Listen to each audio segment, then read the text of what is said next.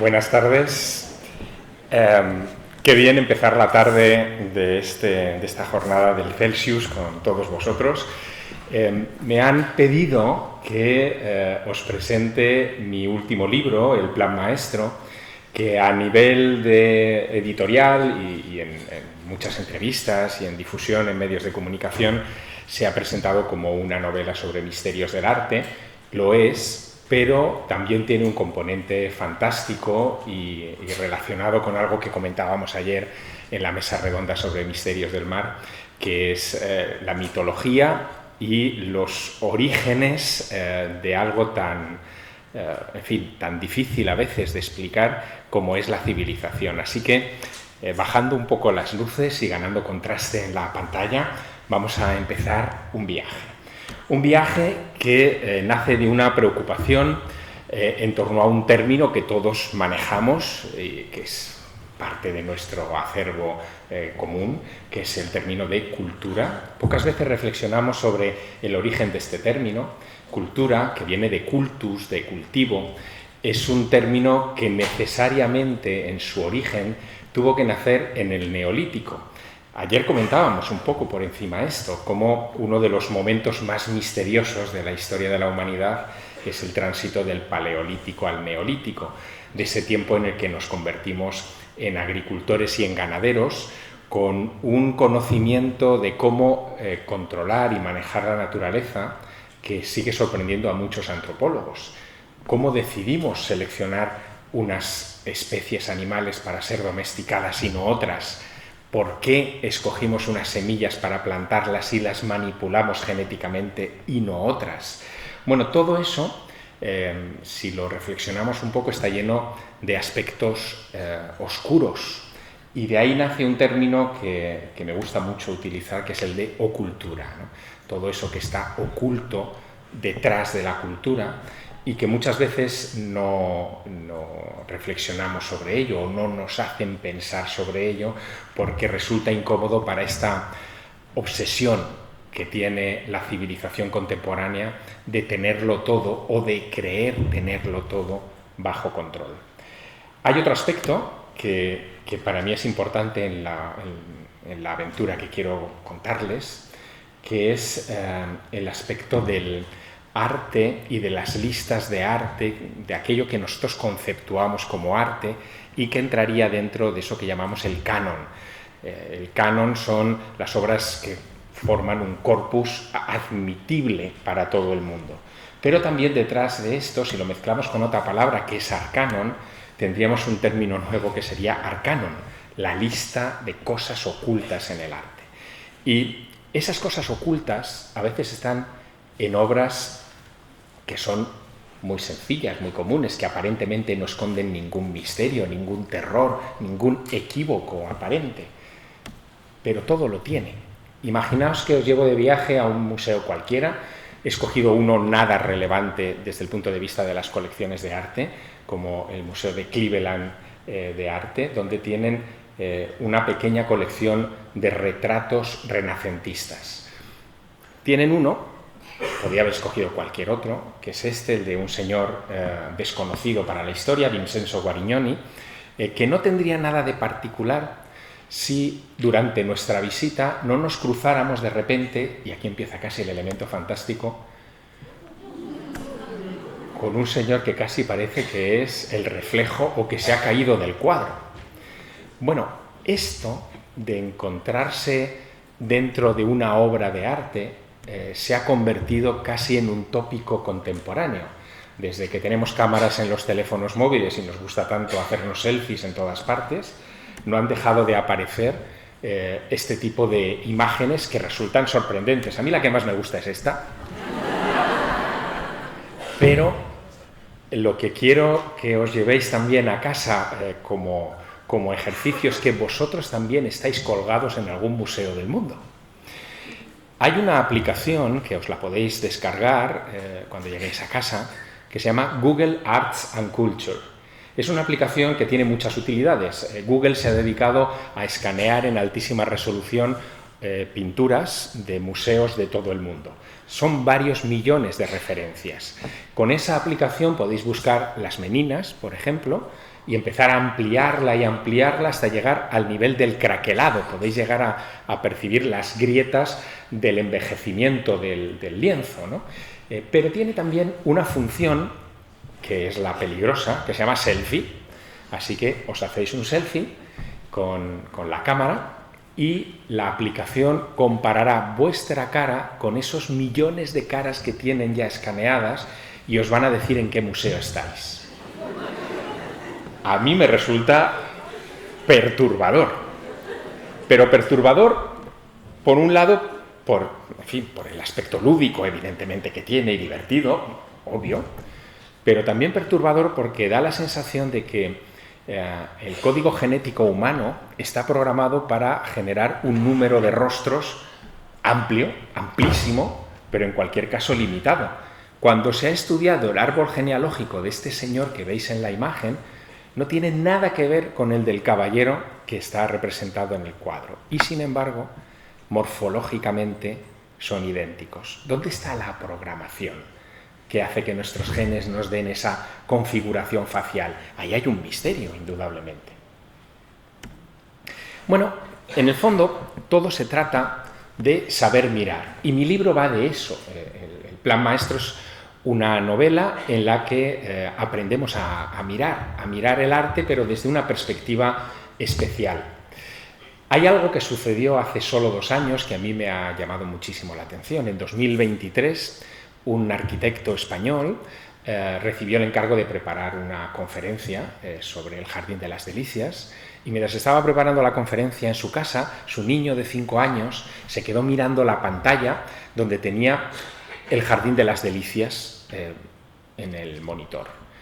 Y de repente le pregunta a su padre, viendo el Jardín de las Delicias, que quién era el malo que estaba ahí dando batalla a un cocodrilo en ese lago que ustedes ven aquí, ¿no? El lago está pertenece a la parte del paraíso del tríptico del Jardín de las Delicias. Está en la parte inferior, yo se lo he ampliado para que lo vean. Claro, el padre cuando su niño le dice esto no sabe muy bien qué responder, porque allí no hay ningún señor que esté peleándose con un monstruo. Hay un unicornio, hay un pez con alas, hay un pájaro con 2 cabezas, pero no está ese malo o ese malvado peleándose con un monstruo. Sin embargo, el padre, intrigado, pasa un filtro a la imagen y lo que obtendrá terminará en los periódicos, ¿no? Efectivamente, el niño había visto algo en el lago. Debajo del negro, pintado en un negro más negro que el del lago, había una figura. ¿La ven? Está en la parte inferior. Es esa especie de sombra de un personaje que tiene una mano que parece sostener un bastón o una lanza o algo por el estilo, y una serpiente o un cocodrilo con sus fauces abiertas que está peleándose contra esa criatura. Nadie en 500 años había visto esto, ni siquiera los conservadores del Museo del Prado. Tuvo que ser un niño de 5 años el que se diera cuenta de esa realidad, porque el niño tiene unos códigos de contemplación del mundo muy distintos a los que tenemos la mayoría de los que estamos en esta sala, de los adultos. Un niño es esa criatura que lo identifica todo, lo clasifica todo con un ánimo, permítame la reiteración, animista. Cree que todo es vivo, que todo puede ser potencialmente hostil. Cuando somos niños y vemos una sombra, la sombra de la colcha debajo de nuestra cama, pensamos que hay un monstruo o las sombras de un armario, pero también a la vez cuando salimos a la calle con nuestros padres y miramos una nube, vemos un rostro o vemos escenas en las nubes con muchísima más facilidad que los adultos. Esto que a mí me intrigaba desde hacía tiempo, porque desde pequeños somos capaces de hacer esas conexiones animistas de la naturaleza y luego de adultos las perdemos, es algo que ha sido investigado y estudiado científicamente desde muchos puntos de vista, pero el más sorprendente de todos tiene que ver con el arte rupestre.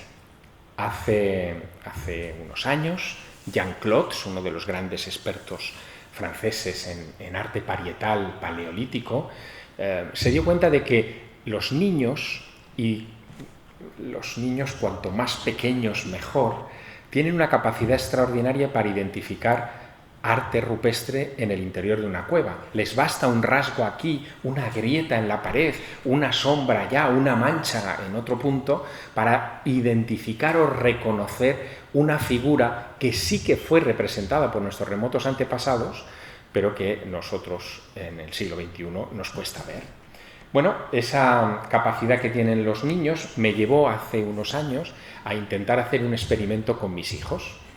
Yo, en fin, esto no lo sabía mi mujer, podéis imaginar, pero yo tenía dos niños pequeños que estaban a punto de pasar el umbral de percepción que decía Jean Clots que era el óptimo para reconocer figuras en las cuevas rupestres. Así que, ni corto ni perezoso, organicé mis vacaciones entre Asturias y Cantabria para ver cuevas. Bueno, no era un mal plan después de todo, ¿no? No era un plan de grandes playas, pero sí que era un plan de estar fresquitos en el corazón de muchas montañas viendo este tipo de arte parietal. Y a los dos niños, tenían 6 y 7 años, los llevé a varias de las cuevas de este área geográfica del Cantábrico para ver si tenían esa capacidad que decía Jean Clots. Bueno, ellos tenían la capacidad, evidentemente, de ver cosas en las nubes. ¿La tienen ustedes? ¿Ven ustedes algo ahí? ¿Ven un oso, no? Bien, si ustedes ven un oso en esta imagen es porque todavía conservan, adormecida, pero la conservan, esa capacidad identificativa de unir rasgos que la razón no conectaría nunca, pero su instinto profundo sí. Claro, en psicología se habla de pareidolias, cosas que parecen pero no están, y sin embargo, bueno, aquí hay un oso, no hay ninguna duda. Esta idea del oso, por cierto, también es, en cierta manera, literaria. No sé si han leído El Principito, pero si han leído El Principito se acordarán de que la novela de Saint-Exupéry o el cuento de Saint-Exupéry empieza precisamente con una discusión sobre eso que ven ahí, con ese dibujito. Un sombrero, pero no es un sombrero. Cualquiera que mire con un poco de atención se da cuenta de que en una de las alas del sombrero hay un puntito, ¿lo ven? Es un ojo. En realidad es una serpiente, obvio, que se ha comido un elefante. ¿Cómo no lo hemos visto antes, no? Bueno, esa capacidad es la que yo quería poner a prueba. Y eso además lo relacioné con otro elemento que es un descubrimiento de la paleontología reciente que no deja de ser extraordinario. El arte rupestre es muy difícil de fechar, de datar, pero modernas técnicas como la del uranio torio, que es capaz de calcular el tiempo en el que una mancha de cal se ha ido colocando encima de una pintura, han permitido datar algunas de estas imágenes. Las más antiguas del arte rupestre son siempre las manos. Esas manos están puestas en las paredes de cuevas de todo el mundo. No importa si son europeas, son asiáticas, son africanas o americanas. Siempre aparece la mano como elemento distintivo primordial. Lo curioso es que cuando se han estudiado estas manos, se ha visto que algunas manchas de calcita, de sedimento, tienen como mínimo 70.000 años.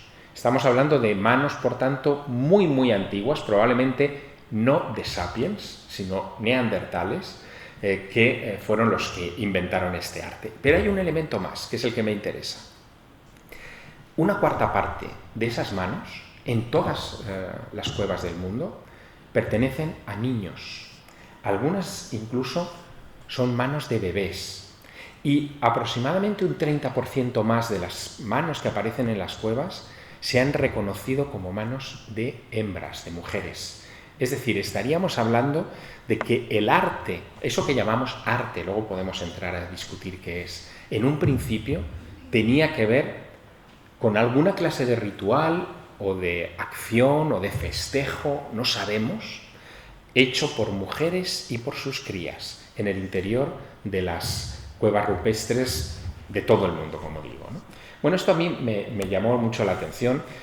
Marqué en el mapa las cuevas que quería ver con los niños, esto tampoco lo sabía mi mujer, y busqué un artificio, un truco para enredar a 2 niños pequeños para esta misión. Se pueden imaginar que pueden llevar a un niño a una cueva, el niño se puede asustar, obviamente, pero llevarla a 2, llevarla a 3 o llevarle pues eso, a esto que tenía yo en el plan era más complejo.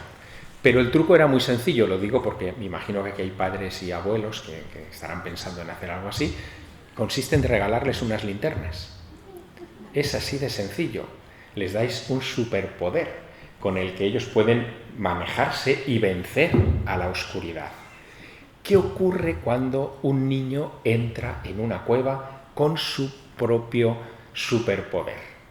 Pues que empieza a interpretarla a su aire, empieza a reconocer cosas a su aire. Bueno, eso nos pasó aquí, a la entrada del Valle del Pas, justo, esta es la carretera que accede a Puente Viesgo, está el Monte Castillo.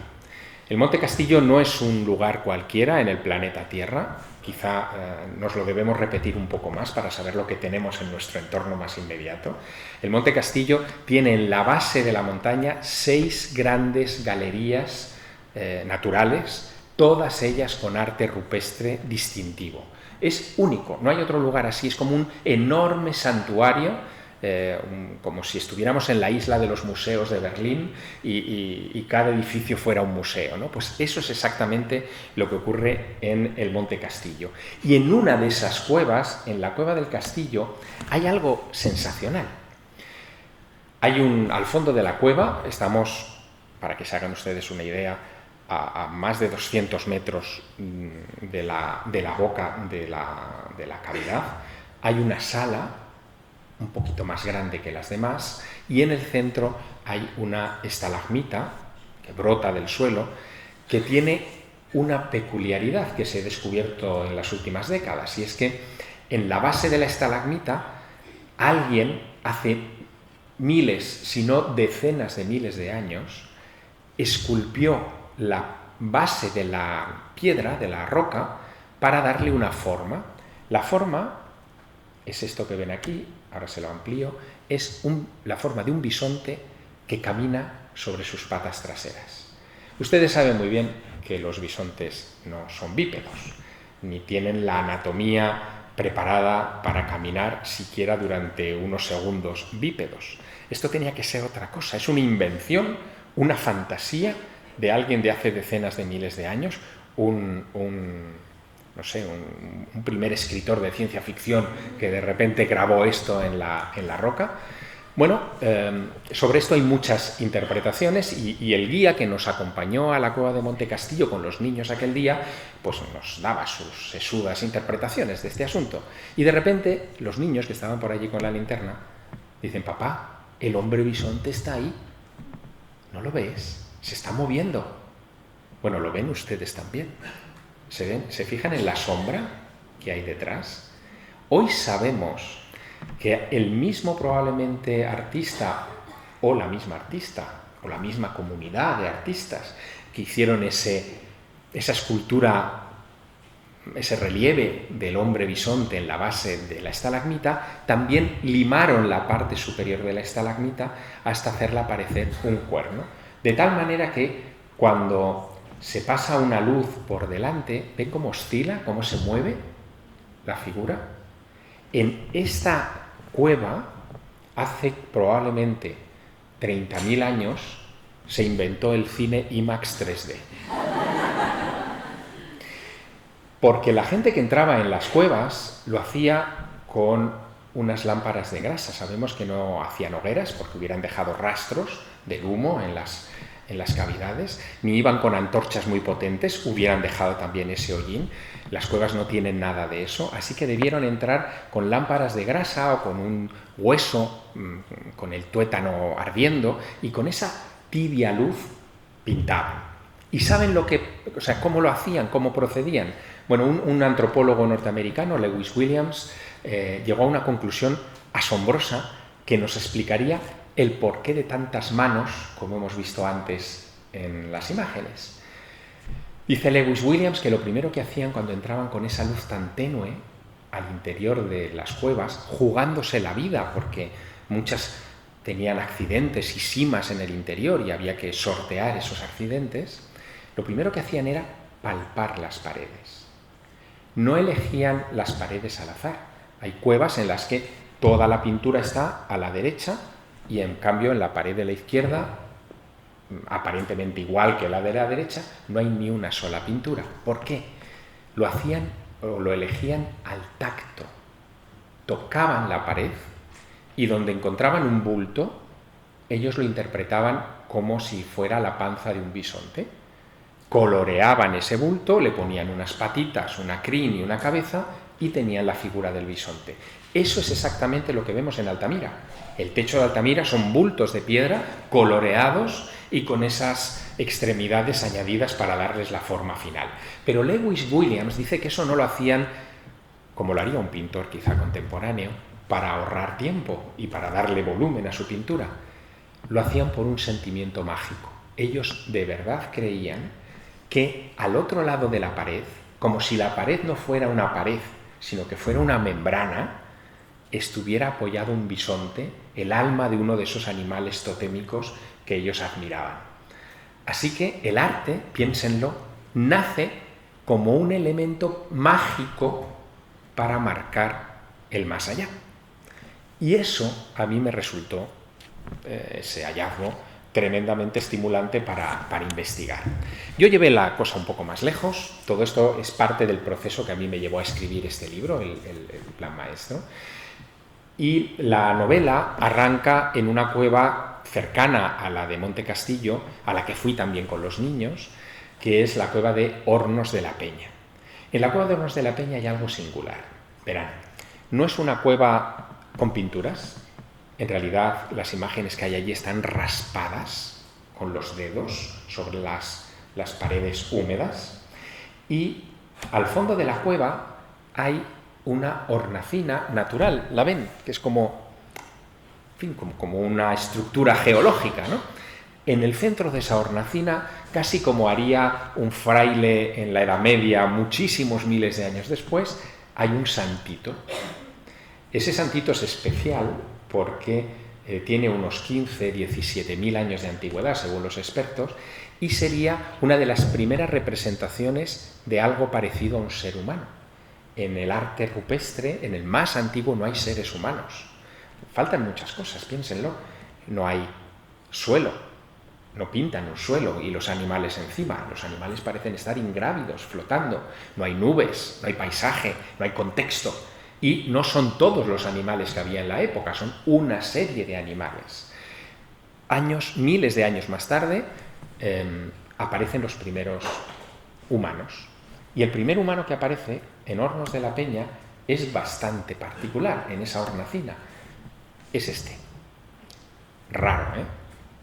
Raro porque no tiene una cara un poco extraña, ven que tiene como una cola, podría ser un mono erguido, tiene una actitud también muy singular, con los brazos levantados, saludando. No sabemos muy bien qué es, nunca hubo monos en Cantabria ni en Asturias, no se han encontrado nunca fósiles de estos animales, por lo tanto, ahí hay una anomalía biológica particular. Pero bueno, el alcalde de San Felices de Buena, del pueblo, lo colocó en la rotonda y ya lo universalizó, ¿no?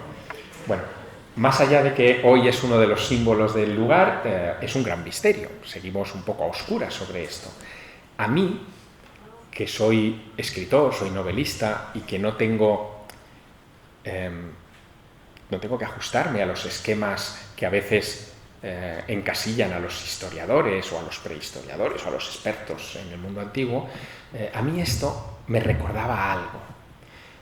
Un historiador jamás habría establecido esta relación, pero me recordaba y me martilleaba algo. Yo había visto esta figura antes en algún otro lugar. Y claro, al final lo encontré. Resulta que muchos miles de años después que alguien trazara esta figura en Hornos de la Peña, se veneraba en el antiguo Egipto al dios Tot. Una de las versiones del dios Tot es como babuino, con los brazos siempre levantados, erguido como ustedes ven aquí. Si lo ven, comparativamente es la misma figura. Tot no es un dios cualquiera. Tot es un dios instructor, es lo que llamamos en el estudio de la mitología un dios maestro. Es alguien que enseñó a los antiguos egipcios muchas cosas. Les enseñó medicina, les enseñó escritura, es el patrón de los escribas, les enseñó astronomía, les enseñó a construir pirámides, prácticamente les enseñó lo que después sería la gran civilización egipcia. Es una figura, un antropomorfo, como el de Hornos de la Peña, un teriántropo sería otro término, mitad humano, mitad animal, en ambos casos mitad mono, mitad humano, pero que recuerda también a otros dioses instructores de otros pueblos antiguos. En la viejísima Mesopotamia tienen al dios Oannes, el dios pez, también representado en muchas ocasiones con los brazos levantados, a veces con una batuta, con una vara, porque enseñaba a los primitivos habitantes de Babilonia a construir sus zigurats o a cocer ladrillo o a mirar las estrellas y controlar su movimiento. Y este dios Oannes, bueno, sería como parte de una secuencia de dioses maestros que siempre son representados así. Bueno, a mí esto me llamó mucho la atención, pero cuando lo comparé con otras mitologías me di cuenta de que era un asunto universal. Incluso al otro lado del océano, en el altiplano boliviano, peruano, veneran a Viracocha, que es otro dios híbrido, que también tiene sus manos levantadas, a veces también sus varas, sus cetros, que salía de las aguas del lago Titicaca para enseñar las ciencias a los antiguos habitantes de ese lugar, o el dios Quetzalcóatl, mitad hombre, mitad serpiente, mitad pájaro, la serpiente emplumada, que fue, en fin, también según los mitos, quien construye la civilización en Centroamérica. Bueno, yo me obsesioné durante un tiempo con estos dioses maestros, creía que ahí había material para poder rastrear y construir una historia interesante, pero lo que no me esperaba es que aparecieran imágenes casi parecidas a estos dioses maestros en obras de arte históricas, como por ejemplo esta que ustedes ven, que es el carro de heno de Jerónimo Bosco. Bosco pinta esto en 1516, al final de sus días, es la última pintura que él hace, y es una pintura pues casi clásica en la trayectoria del Bosco, moralizante, donde el carro que ustedes ven en la tabla central es una metáfora del mundanal, en fin, planeta en el que estamos, ¿no? Donde todo termina corrompiéndose con el tiempo y muriendo. El carro lleva un grano que también se angosta y se pierde, ¿no?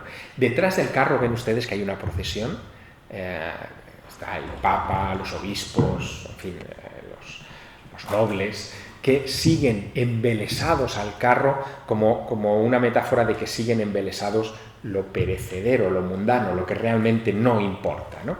Y tirando del carro, un hombre pez, un personaje que no veíamos en la iconografía antigua desde prácticamente Oannes y aquello que les he contado antes. Pero es que incluso, esto yo lo meto en mi arcanon rápidamente de obras raras, incluso en el Jardín de las Delicias, este es el jardín cerrado, en el tríptico del Jardín de las Delicias, ¿se acuerdan ustedes de lo que vio el niño, verdad? Del malo con el cocodrilo. Bueno, pues al lado del malo y el cocodrilo o el monstruo hay también pintado un hombre pez, ¿no? En este caso sosteniendo un libro. Bueno, yo ahí empecé a ver cosas con una mirada particular y empecé a creer, y ustedes me comprenderán o vosotros me comprenderéis, empecé a creer que quizá me estaba volviendo un poco loco, ¿no? Que estaba buscando cosas que no estaban. Hasta que de repente un día tropecé con una anécdota que realmente no me esperaba y que cambió para mí la percepción de muchas de estas obras de arte. Verán, antes de que yo acudiera muchas veces al Museo del Prado a buscar hombres peces en las salas del Bosco, hubo otro personaje que no hizo lo mismo, pero sí algo parecido, hace 100 años más o menos, que fue este señor que ustedes ven aquí, Salvador Dalí. Dalí Estudió en Madrid, en la residencia de estudiantes, en los años 20, con Lorca y con Buñuel, y aprovechaba los fines de semana que tenía libres para irse al Museo del Prado. Lógico, en alguien que quería ser pintor. Pero lo peculiar es que la obra a la que dedicaba más tiempo de contemplación, de observación, era El Jardín de las Delicias. Y en algún momento sus compañeros le preguntaron por qué siempre que iban al Prado tenían que acabar 2 horas mirando el Jardín de las Delicias, que ya estaban hartos, ¿no?, de estar ahí siempre delante del mismo cuadro. Hasta que un día Dalí les reveló el secreto. Les dijo: hombre, es que vengo a ver lo bien que me pintó el Bosco aquí. A ver, Dalí raro era, pero esa afirmación era muy extraña, hasta que les convenció. Y ahora les voy a convencer a ustedes. El Jardín de las Delicias tiene 400 más o menos personajes humanos distribuidos en las 3 tablas, la mayoría de ellos en la tabla central, ¿no? Y de esos 400, ninguno tiene la cara de Dalí. Para encontrar la cara de Dalí tengo que recurrir a su mirada del oso. ¿Recuerdan la mirada del oso que utilizaron para reconocer la nube? Bueno, pues encima de del lago donde está el hombre pez, el monstruo y el malo de aquel niño, justo encima hay una roca que es Salvador Dalí. La roca tiene un armadillo por ojo, una serpiente por bigote y otra por boca, y el recorte extraño de la roca da el perfil de Salvador Dalí. Dalí vio aquello y, como él tenía mirada del oso, esa segunda mirada que yo hablo en la novela, pues aquello le impactó. Le impactó tantísimo que cuando él desarrolla sus obras maestras, y entre ellas, por ejemplo, esta que es una de sus más famosas, estas formas, estas carnes blandas que uno no sabe muy bien cómo interpretar, tan oníricas, él incluye el uso de la geometría del cuadro para esconder rostros. Esta pintura, El Gran Masturbador, que está en el Museo Reina Sofía de Madrid, está colgada, como ustedes ven, porque en la parte inferior ven que hay un horizonte y hay un señorín, ¿verdad? Y una señora como asomándose de esa carnosidad que es todo el conjunto. Pero en realidad, si la colgáramos de otra manera, veríamos otra cosa. ¿Lo ven? Es un autorretrato de Salvador Dalí.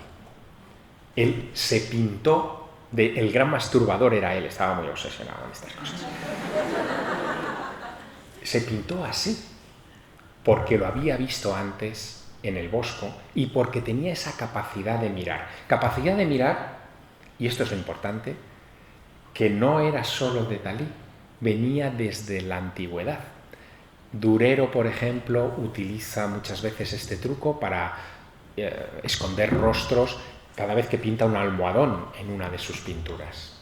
Pero también el propio Jerónimo Bosco lo hizo aquí. La tabla central del Jardín de las Delicias esconde un secretillo. Es la tabla donde aparecen más seres humanos, en la parte inferior. Aquí lo he cortado porque quiero que se fijen en otro detalle. Lo que quiere representar los hijos de Adán y Eva multiplicándose sobre la faz de la tierra. Pero lo que hace Bosco es pintar, utilizando la geometría de ese lago de aguas calmas que domina la escena, pintar o sugerir un elemento muy perturbador, que es un gigantesco ojo humano. En realidad, eso se puede ver o interpretar como un ojo, sería el ojo de Dios que todo lo ve. Yo entiendo que puedan decir: a Javier se le está yendo la bola, pero el ojo que todo lo ve estaba ya en las pinturas del Bosco. La Mesa de los Pecados Capitales, que es un cuadro que pueden ustedes ver en el Museo del Prado, al lado del Jardín de las Delicias, en realidad es también un iris gigante. Ven ustedes que están representados los 7 pecados capitales en un tondo. Hay unas filacterias, unas tiras escritas donde se dice que Dios todo lo ve, y en el centro un iris donde está Jesús clavado en el centro vigilando. Él ya tenía esa obsesión en en la cabeza. ¿Saben, por cierto, dónde estuvo colgado este cuadro? En el dosel, en la cama de Felipe II. Cada vez que Felipe II se tumbaba en su cama, arriba tenía el ojo que todo lo ve. La verdad que a uno se le quitan las ganas de cualquier cosa, ¿no? Bueno, ese ojo que todo lo ve, marcado sobre Jardín de las Delicias, es un poco el jeroglífico que aparece en la portada de mi libro. Pero para que vean ustedes que esto no es exclusivo del Bosco, sino que está en otros artistas, les voy a mostrar 2 ejemplos más y con esto cerramos este primer viaje. Sandro Botticelli, finales del 400, pinta una de las obras más hermosas de la historia del arte, que es la Primavera. Ustedes la conocen.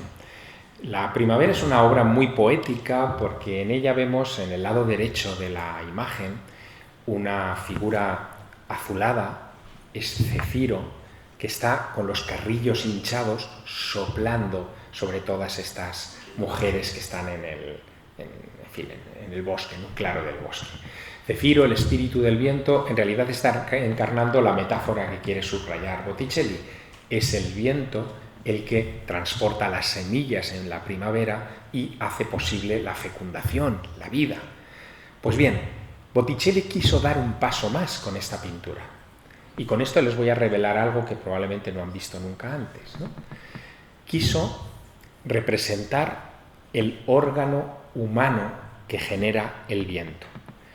En aquella época estaba prohibidísimo hacer autopsias a seres humanos, pero tanto Botticelli como sus colegas estaban muy intrigados por saber cómo éramos por dentro para podernos pintar en justicia, bien por fuera. Leonardo, sabemos que participó en autopsias ilegales, Leonardo da Vinci, llenó sus cuadernos de notas anatómicas, que hoy son conocidas, pero Botticelli también lo hizo, y la prueba es esta pintura. En el centro de la composición, en los claros del bosque, ven ustedes cómo en torno a la figura central, en torno a la Venus central, hay como 2 pulmones. ¿Los ven? ¿Los ven? Con sus alveolos y todo. Bueno, él utiliza una forma, una técnica implícita de pintura que es casi lo que se hacía en la prehistoria, aprovechando los bultos de las paredes o a veces incluso las grietas de la propia roca que utilizaron los maestros de la prehistoria para hacer los lomos de los caballos o de los toros que ellos pintaban. Pero es que incluso Botticelli no fue el único, ¿no?, de ese periodo. Miguel Ángel, cuando tiene que pintar la Capilla Sixtina, utiliza esta bellísima representación de la creación de Adán en el corazón de la Capilla Sixtina. Dios extiende su mano sobre un Adán lánguido que parece medio muerto, que está como animándose, y esto se ha convertido poco más o menos que en un símbolo. Bueno, ustedes lo han visto miles de veces, ¿no? Bien, en 1975 un neurocirujano norteamericano, el doctor Messberger, de vacaciones en Roma, hizo una visita a los museos vaticanos y se quedó perplejo cuando vio en vivo esta imagen. La perplejidad le venía porque en sus usos cotidianos, en su trabajo cotidiano, él tenía que hacer muchas autopsias y muchos exámenes de cerebros humanos. Y el corte sagital de un cerebro humano lo reconoció perfectamente en la forma de la capa que rodea a Dios. Lo van a ver ustedes rapidísimamente. Incluso la parte del sistema nervioso de la médula que cae del cerebro está representada perfectamente por Miguel Ángel. Bien, esto de alguna manera forma parte de lo que yo les cuento en esta novela, que es el Plan Maestro. El Plan Maestro, también por situárselo, es una obra en la que de trasfondo hay también un esfuerzo por interpretar algo que a mí me pasó en el Museo del Prado hace muchos años. Yo soy chico de provincias y tuve que ir a Madrid a estudiar mi carrera. Así que cuando llegué a Madrid, lo que hacía los fines de semana, que teníamos mucho tiempo, pues como hizo Dalí tantos años antes, era refugiarme en el Museo del Prado. Y en una de aquellas visitas al Museo del Prado, que era gratuito en aquella época, un señor mayor se me acercó por detrás y durante 40 minutos, 45, estuvo explicándome, sin darme ni los buenos días, sin presentárseme, sin ningún tipo de protocolo, estuvo explicándome cómo tenía que interpretar, cómo tenía que leer una obra que tenía delante de mis ojos, que era una tabla del Renacimiento de Rafael Sanzio. Yo me quedé tan impactado por aquella lección inesperada que volví muchos domingos al Museo del Prado tratando de volver a cruzarme con aquel maestro. Nunca nos volvimos a encontrar. Pero aquello dejó en mí una nostalgia, una cicatriz que con los años me llevó a convertirlo en un personaje literario, en un maestro que llega, cambia tu mirada y desaparece para dejar que tú sigas tu camino. Ese concepto, en el plan maestro, lo relaciono con esos dioses del mundo antiguo, como Oannes o Viracocha o Quetzalcóatl, que llegan, enseñan algo y después desaparecen para no volverse a dejar ver nunca más. A pequeña escala es el mismo tipo de relato, el mismo arquetipo, el mismo misterio en el fondo, y es lo que reconstruyo en una novela donde hay, por cierto, giros que deben mucho a la fantasía. Y de hecho, y con esto quiero terminar, en esos giros a la fantasía ha habido un amigo mío, Fer Ribes. Fernando Ribes ha sido durante muchos años el responsable de las recreaciones de Cuarto Milenio, del programa Cuarto Milenio.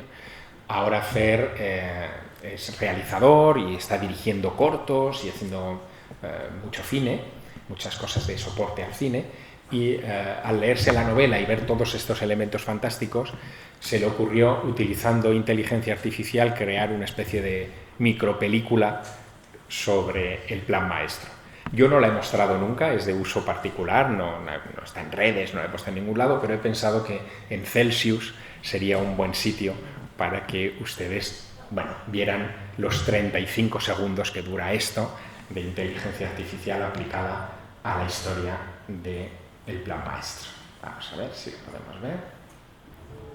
Desde la noche de los tiempos, recibimos visitas de misteriosos maestros, identificados con dioses, profetas o mesías, nos hicieron avanzar como especie. Muchos de esos encuentros han pasado desapercibidos para la historia.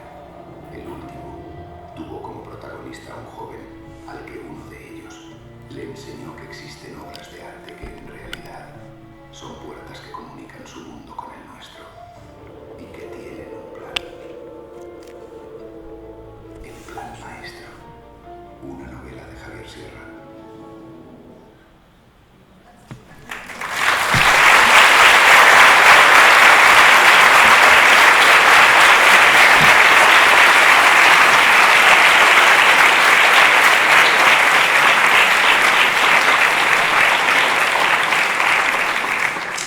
El arte como puerta a otros mundos es exactamente el plotline, la base de este libro que hoy les presento. Muchas gracias por acogerme y